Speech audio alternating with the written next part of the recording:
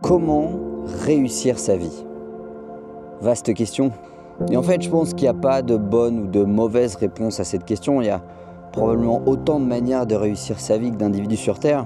Mais si vous avez cliqué sur cette vidéo, il y a quand même de fortes chances que les principes que j'ai utilisés, que j'utilise encore, que j'utiliserai, soient également des choses dont vous aurez besoin pour réussir votre vie. Alors, de manière assez simple, assez spontanée, naturelle dans cette vidéo, j'aimerais vous donner mon top 11 des proverbes, des principes que j'ai utilisés pour réussir ma vie jusqu'à maintenant et que je continuerai d'utiliser.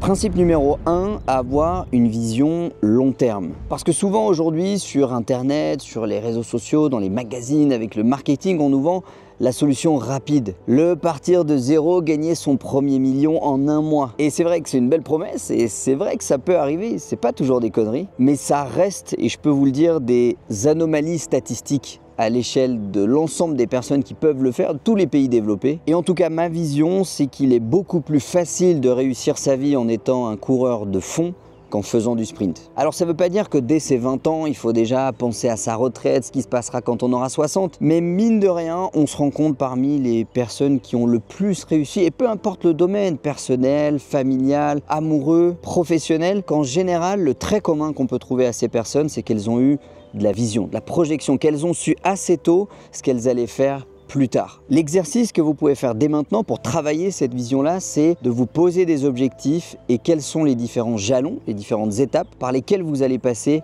pour les atteindre. En fait, ça revient à faire ce guide de randonnée qui, vous savez, met en place les différents camps de base par lesquels il va passer pour aller au sommet de la montagne. La réussite de votre vie, ça doit être le sommet de votre montagne personnelle. Principe numéro 2, ne pensez pas que l'argent vous rendra heureux. Encore une fois, aujourd'hui, on vend énormément la réussite comme étant la réussite financière, le fait de gagner 10 000 euros par mois, d'avoir X millions d'euros de patrimoine, de posséder ceci, de posséder cela. Et c'est vrai, il faut être honnête, quand on a 10 000 euros sur son compte en banque au début de chaque mois, la vie est quand même beaucoup plus facile. En tout cas, il y a beaucoup de problèmes liés à l'argent que vous n'aurez plus si vous en gagnez un petit peu plus. Mais la vraie vérité dans tout ça, c'est que l'argent ne vous rendra pas heureux. Il vous apportera simplement un petit peu plus de choix, un peu plus de possibilités et de pouvoir, en fin de compte, sur la vie qui nous entoure, le fait de pouvoir faire n'importe quel loisir, de pouvoir payer la maison de retraite de vos parents, d'emmener vos enfants en vacances, bref.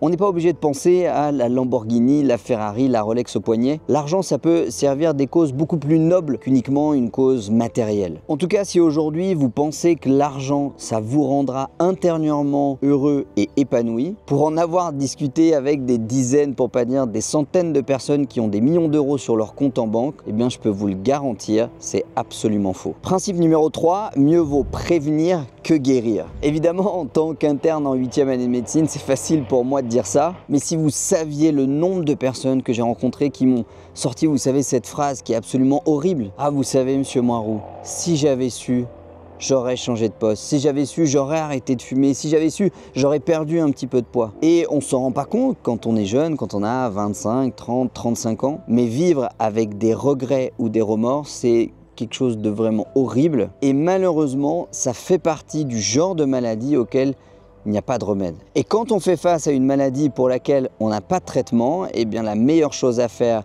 c'est de faire de la prévention, d'où ce troisième principe, mieux vaut anticiper maintenant les problèmes qui pourraient arriver plus tard. Principe numéro 4, créez-vous votre propre famille. Alors, je sais que ça peut faire un peu bizarre de dire ça, surtout venant de quelqu'un comme moi qui est plutôt très famille, qui a même acheté une maison avec sa famille pour avoir ses parents, ses grands-parents pas loin. Mais la famille, c'est pas forcément uniquement les gens avec qui vous partagez des liens de sang, mais c'est surtout et avant tout pour moi des gens avec qui vous allez partager quelque chose d'un petit peu mystique, d'un petit peu spirituel, et au-delà de ça, un projet commun. Et pour moi, la définition de cette famille, c'est tout simplement que les problèmes de ma femme sont mes problèmes. Et mes problèmes sont aussi les problèmes de ma femme. De la même façon que ses victoires sont mes victoires et mes victoires sont ses victoires. C'est une sorte en fait d'énergie commune, d'équipe commune qui va œuvrer pas forcément pour des projets en commun. Il se peut que votre frère ou votre sœur n'ait pas les mêmes vocations, les mêmes envies, les mêmes projets que vous. Mais cela n'empêche pas qu'il ait les mêmes attentes, la même envie et la même motivation pour que vous aussi vous puissiez réussir vos projets. Et ça clairement c'est quelque chose que je vous recommande de créer le plus vite possible dans votre vie parce que c'est vrai, et même si je suis quelqu'un d'assez perso et j'ai du mal à le dire, mais c'est vrai, à plusieurs, on va plus loin. Principe numéro 5, ne vous laissez pas avoir par la normalité. Aujourd'hui, en France notamment, et je pense que c'est une vraie maladie chronique de notre système, on veut absolument tout ramener dans la norme. Et souvent, on vous dira peut-être si vous entreprenez, si vous faites des investissements jeunes, si vous faites des projets, si vous êtes dynamique, que vous n'êtes pas normal, que c'est pas normal mon chéri à 18 ans de penser à investir en bourse. C'est pas normal ma chérie à 25 ans d'avoir acheté son premier appartement et de le mettre en location. Tu devrais plutôt acheter ta maison, tu devrais te marier, faire des enfants très jeunes, avoir un emploi stable, un joli CDI. Et si comme moi vous évoluez un petit peu dans ce milieu de l'entrepreneuriat, du développement personnel, de l'investissement, on vous a forcément déjà dit une fois que ce n'était pas normal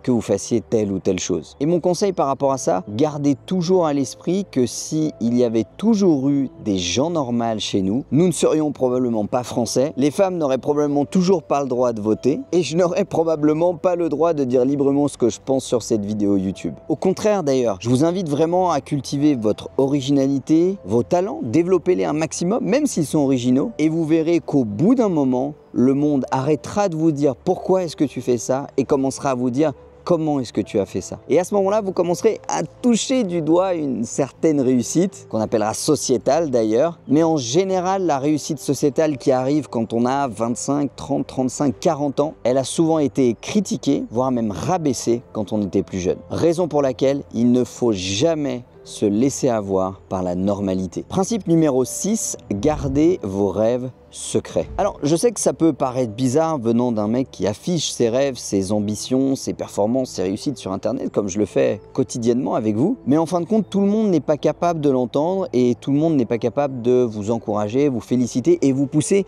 vers la bonne direction. Pas la bonne pour lui, la bonne pour vous. Et vous savez, quand j'étais au lycée, que j'ai dit à mes potes, mes camarades, que j'allais vendre des programmes de sport dans la salle de sport dans laquelle je m'entraînais tous les jours, tout le monde s'est foutu de ma gueule. À la fin de ma première année de médecine, quand j'ai dit encore une fois à mes potes que je voulais pas aller bosser chez Decathlon ou chez McDo, mais que j'allais plutôt me former en thérapie et ouvrir mon cabinet de thérapie dans le but d'aider les gens à arrêter de fumer, perdre du poids, etc. Tout le monde s'est foutu de ma gueule. Quand cette même année, j'ai dit à mes proches que j'allais acheter un immeuble de rapport avec 3 appartements en m'endettant sur 20 ans et qu'avec ces 3 appartements, j'allais gagner de l'argent tous les mois, tout le monde m'a dit que j'étais fou, que j'étais complètement à côté de la plaque, que j'étais en train de me perdre. Mais aujourd'hui, 7 ans plus tard, si vous saviez le nombre de personnes qui m'ont critiqué à cette époque, qui m'invitent à boire un verre en me demandant « Tim, comment est-ce que tu as fait ?» Et en fin de compte, parfois, garder ses rêves secrets, c'est aussi une manière de les protéger contre le monde qui nous entoure et encore une fois contre cette normalité. Principe numéro 7, ayez comme objectif constant d'en faire plus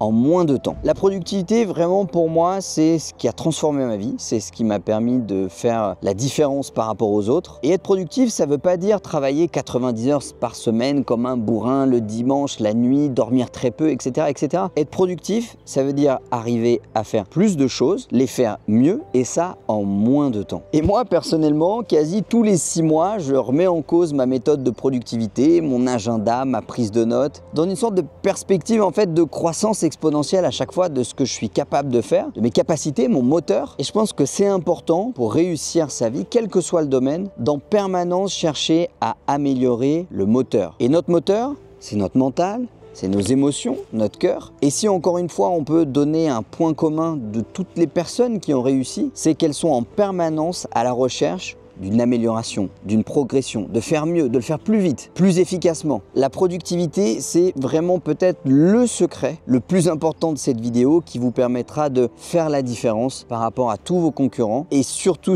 moralité de ce 7e principe, ne croyez pas les gens qui vous disent qu'on ne peut pas tout avoir. Parce que si on peut tout avoir, une vie de famille épanouie, une bonne sexualité, une vie professionnelle exaltante, plein de projets. Et on peut avoir tout ça en même temps, mais petit à petit. Principe numéro 8, apprenez des erreurs des autres. Souvent, si vous lisez des bouquins de développement personnel, on vous dira d'aller chercher du feedback. Quand on fait une erreur, non, c'est pas vraiment une erreur, c'est une source d'apprentissage. Et pour apprendre à marcher, il faut tomber et c'est en tombant qu'on apprend à se relever, etc., etc. Et ça, c'est vrai, bien évidemment, mais je pense que le secret aujourd'hui, à l'heure où je tourne cette vidéo, c'est bien sûr d'apprendre de ses propres erreurs, mais avant toute chose, tâchez encore une fois de prévenir avant de guérir. Et pour ça, il convient d'apprendre des erreurs des autres. Et que ce soit une vidéo sur YouTube, un mastermind, un livre, une discussion, un café, une rencontre avec n'importe quelle personne autour de vous, dites-vous que la principale façon de progresser pour aller vers votre vision de la réussite dans toutes les sphères de votre vie, c'est d'apprendre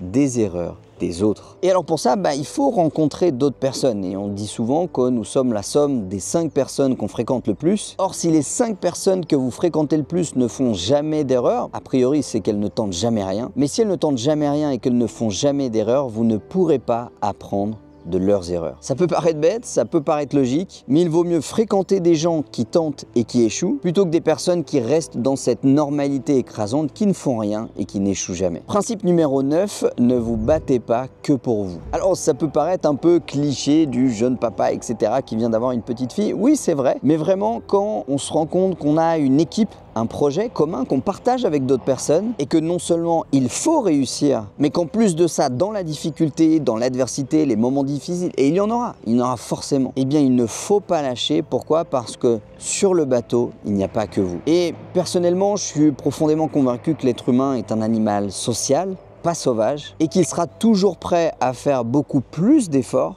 beaucoup plus de sacrifices dans la durée s'il le fait pour une cause qui est plus grande que lui, plus grande que son simple ego. Ça rejoint le principe précédent de se créer une famille et le fait de se battre pour une famille, pour sa famille. Vous verrez que ça vous donnera une force qui sera démultipliée par 1000, par 10 000 et ça surtout dans les moments où vous en aurez le plus besoin. Principe numéro 10, comprenez parfaitement les règles du Monopoly. Alors ça, c'est beaucoup plus financier comme principe parce que dans la vie, en fin de compte, il n'y a pas 36 façons de réussir financièrement, de gagner de l'argent. On peut être salarié, on peut être une profession libérale, on peut être entrepreneur.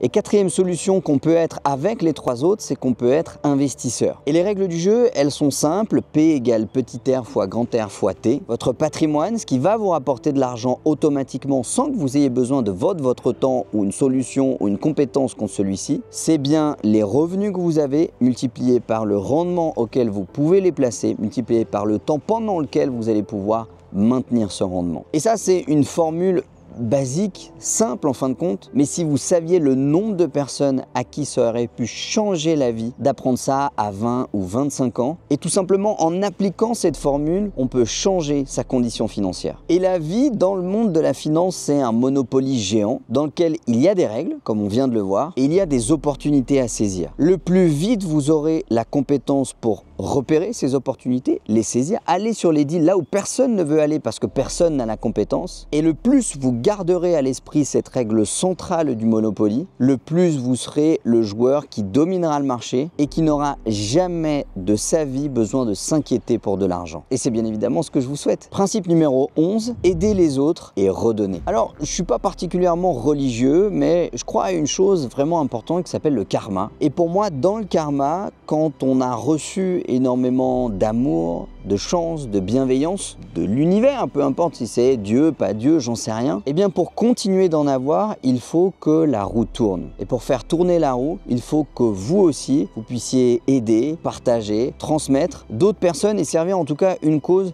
qui soit plus grande que juste votre petite personne. Et du haut de mes 25 ans, c'est mon conseil, dans tout ce que vous allez faire dans votre vie, essayez toujours un maximum d'aider les autres. Que ce soit un proche, une personne que vous connaissez, quelqu'un que vous ne connaissez absolument pas, vous verrez que non seulement ça stimulera chez vous une sorte de plaisir qui est peu descriptible, qui peut même devenir une addiction, et c'est pour ça qu'il y en a certains qui deviennent addicts aux soins, à l'aide, et on tombe dans ce fameux syndrome du sauveur, mais surtout, ça nourrira une bonne étoile, un bon karma pour vous, et je peux vous garantir qu'à titre personnel, je pense que ça a fait une énorme différence dans ma vie et les opportunités qui sont présentées à moi. Et enfin les amis, petit principe numéro 12, abonnez-vous à cette chaîne YouTube. J'essaye à chaque fois, comme vous le savez, de vous partager un maximum de valeur. Et si vous avez aimé ce genre de vidéo, un peu plus intime, un peu plus spontané en fin de compte, n'hésitez pas à la partager, à la liker, à mettre un petit commentaire. Ça permettra de dire à YouTube qu'elle est de qualité. Et sur ces belles paroles, je vous dis à bientôt. C'était Tim.